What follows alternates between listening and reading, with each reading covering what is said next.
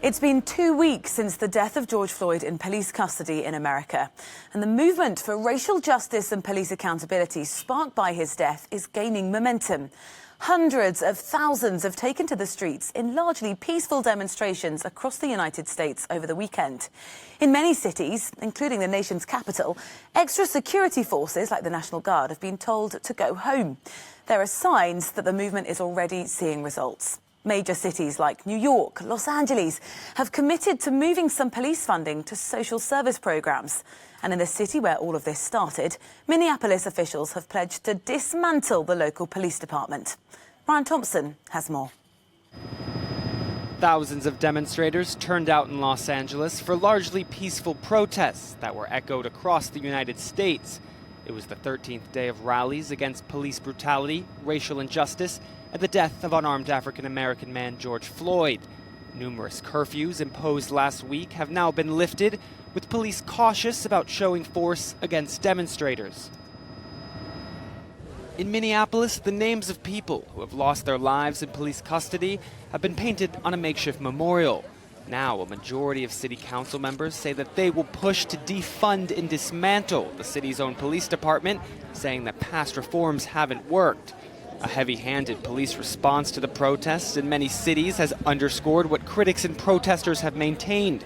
Law enforcement is militarized and too often uses excessive force. In the U.S. Capitol, Republican Senator Mitt Romney posted a tweet of himself. It shows him marching against police mistreatment of minorities. Romney is the first known Republican senator to join the protests. Democrats have vowed to push for legislation to undo systemic racism in U.S. law enforcement as the battle for change appears to be shifting from the streets to the political sphere. In New York, police moved barricades on Sunday so protesters could approach the Trump International Hotel in Manhattan as thousands continue to march against police brutality, this time without a curfew looming in the night. Ryan Thompson, Euronews. Well, let's go to Washington to find out more and speak to our reporter, Colin Campbell, who's there for us. Colin, this weekend, it certainly looks like it feels very different to the weekend we had prior. Has there been a bit of a turning point? Why do you think that might have been? And I know you were sort of at and have been speaking to protesters over the weekend. What did they have to say? Good morning, Rosie. And what we're looking at here is the wind down of some of the intensity coming from the protests that we've seen in the past several days.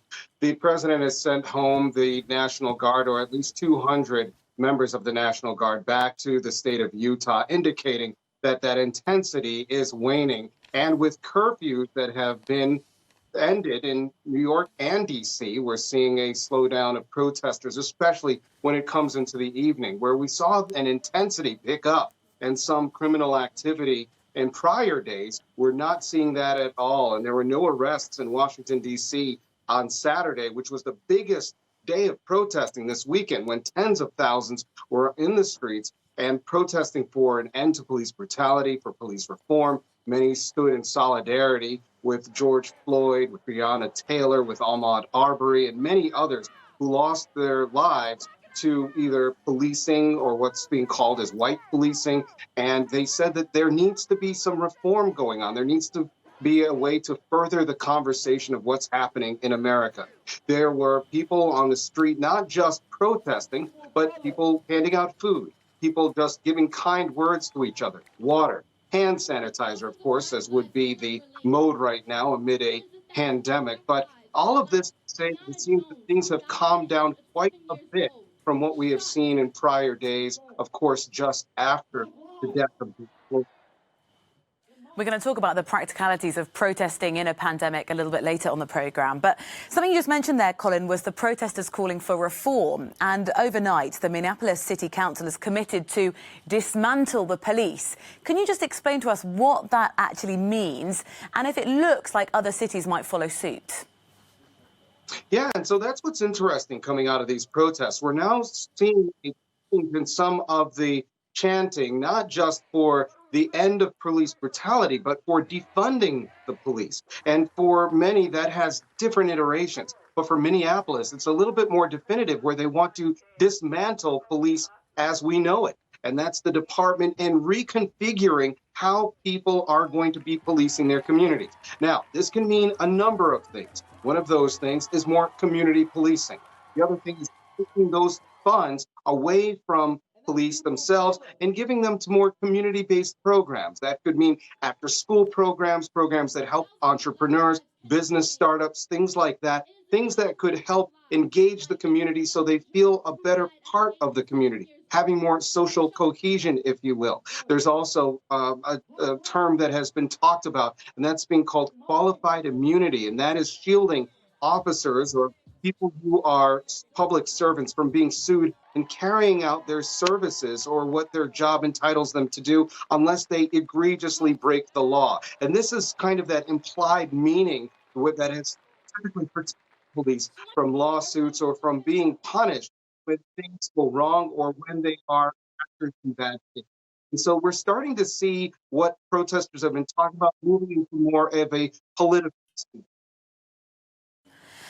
Just finally, this is all happening in the run-up to the build-up of the next presidential election 5 months from here. Joe Biden's clinched the Democratic nomination for president. High-profile, prominent Republican Colin Powell has announced that he'll be voting for Biden. Are we seeing a bit of a political shift? And how do you think the protests are playing out when it comes to the presidential race? Yeah, big boost for Biden here, especially since he's been the sensitive ear out of the two candidates between President Donald Trump and himself when it comes to police brutality and some of the issues that these protests have been after. He welcomes that endorsement from Colin Powell, and he's looking forward to more from what he said. Thank you very much. Colin Campbell, our reporter in Washington. Thank you.